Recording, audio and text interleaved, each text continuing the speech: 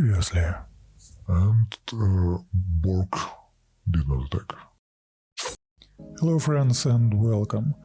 This is a special episode marking the conclusion of a series on a PvP game between Bork and IR. I talked to IR and apparently it was a Bork who resigned the game. He deemed his fleets insufficient for penetrating IR's defense. However, I don't want to leave you hanging, and I present you what if. The situation if actually Bork attacks. I found a similar combat where Cabman takes on the defenses of IR. It's not the same, of course, however, it should suffice. Please enjoy. Okay guys, let's dive deep straight in the thick of things. We will watch this combat from the perspective of both attacker and the defender. The video materials were kindly provided by Rocco. All the links to his channel will be in the description. So yeah, the combat starts. We saw that IR has a star base with Gauss cannons and nuclear missiles, second tier shields and neutronium armor. And IR looks on the designs of Cabman ships.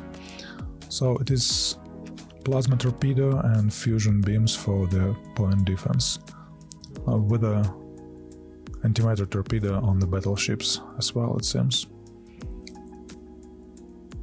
Yeah, most of his smaller craft are either point defense with fusion beams or point defense with plasma torpedoes.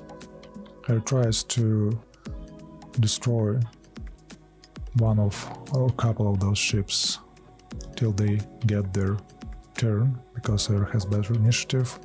IR has pretty great computers. I think it's a Cybertronic computer.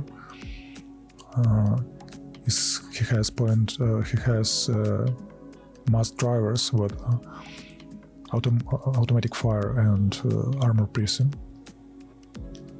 as you can see.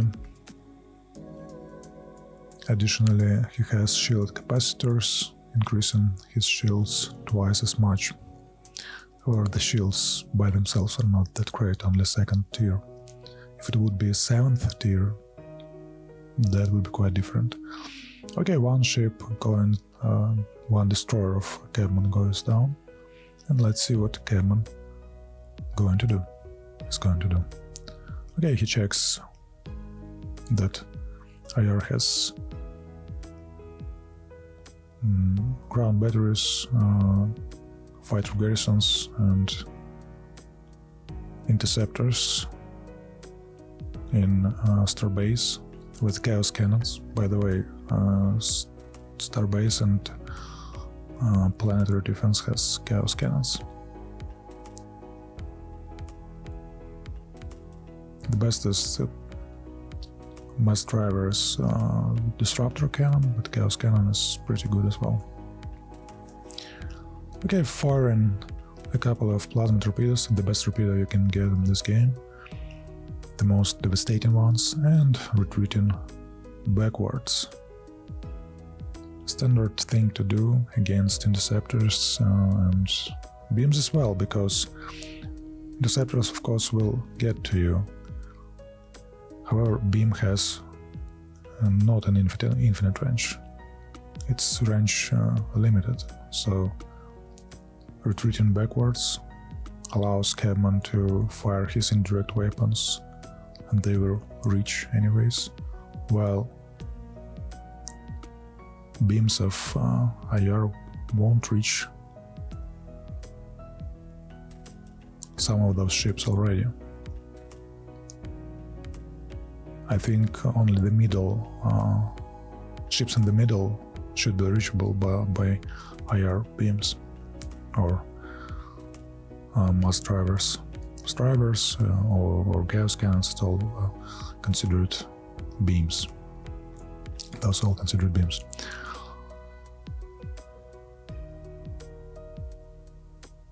Salvos of antimatter torpedoes and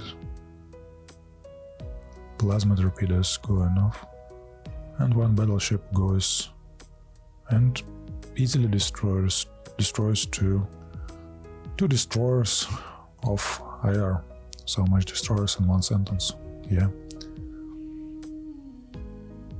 And what is left of a salvo gets directed towards the planet, or planetary defenses, should I say.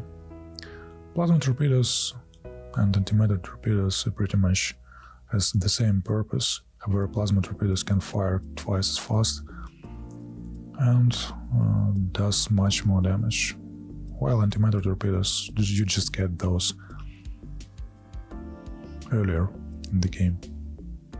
And this is a late game already, so Cabman has all torpedo techs researched. He decides to fire antimatter torpedoes at Starbase and plasma torpedo at planet. Why is that? Because planet has shield on it, so antimatter torpedo won't penetrate or penetrate with a lesser efficiency. And plasma torpedoes has a humongous damage, so shields almost doesn't matter. Okay, trying to destroy this closer battleship with Gauss cannons without heavy mount. However, it does not, it's not enough. So, heavy mount Gauss cannons are going to be fired, yep, and the ship is destroyed. With the great computers, Gauss technology, Gauss cannon is really strong, like really strong. As you can see, Neutronium armor with a second shield stands like literally no chances. Anything in its range just obliterated, getting obliterated.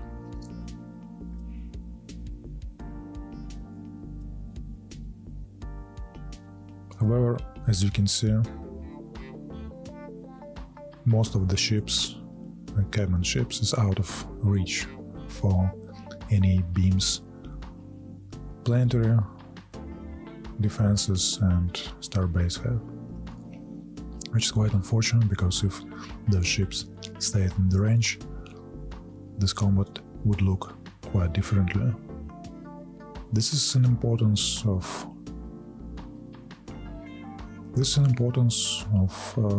having a stand-in fleet, because by the fleet you can actually move closer and use those devastating beams to your advantage.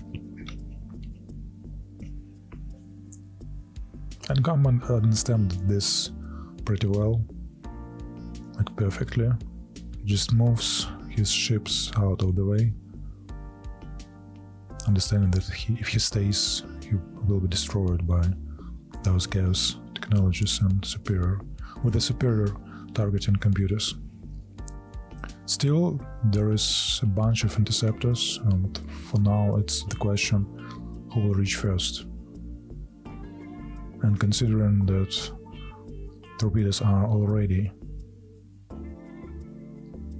in flight at the same time with the interceptors, however, ships of a Cabman moved further back, and Starbase cannot do this with the planet. The torpedoes will reach before interceptors and rockets or missiles of fire. Another thing is torpedoes and interceptors, missiles and interceptors could be actually intercepted with our fusion beams and other point defense, which Cabman has. While torpedoes can only miss, or if you have lightning shield technology, lightning field technology, then that can help as well. However, planetary planet cannot have lightning field technology installed, only Starbase, and IR doesn't have this technology. So only thing which may help IR here is his ECM jammer, which is actually a great one. Will it hold? Because amount of torpedoes on this, not just antimatter torpedoes, but plasma torpedoes, are astounding. And as you can see, Cabman congregates his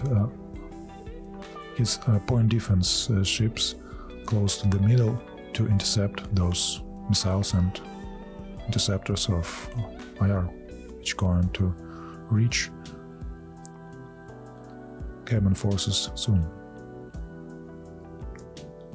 Still, he has a healthy amount of point defense ships.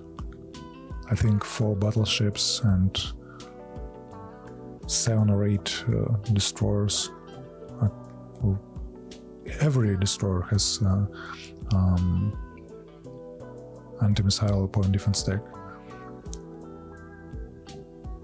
Or a couple of those are specialized against missiles and interceptors. So anyways, what I'm trying to say that Cabman has a healthy amount of point defense, so even if those missiles reach,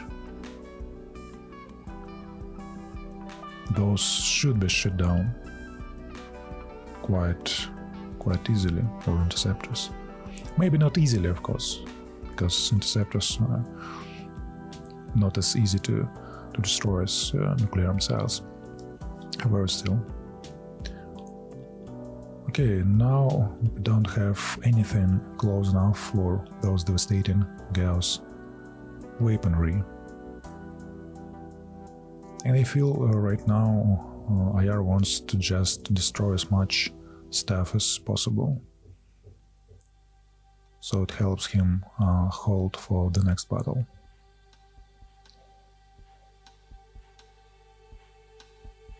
Or so I feel, so I believe, because this antimatter torpedoes is not that frightful. However, plasma torpedoes has so much damage. Even a couple of those may destroy Starbase. And there are not a couple of those things in the space, because aside from having way higher damage than antimatter torpedoes, plasma torpedoes can fire each turn. And as you can see, there are plenty right now. By the way, fusion beams are not as effective against interceptors, as you could see right now.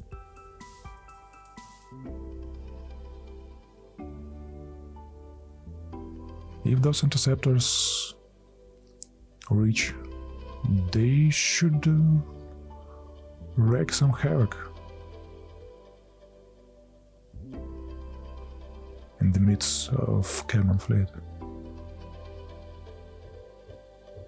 As you can see, fusion beams with inferior or low-tech computers are quite ineffective right now. Almost no casualties in those scepters, IR scepters. Even point blank, as you can see. All IR needs to do, or all IR's defenses needs to do, is to hold all those missiles.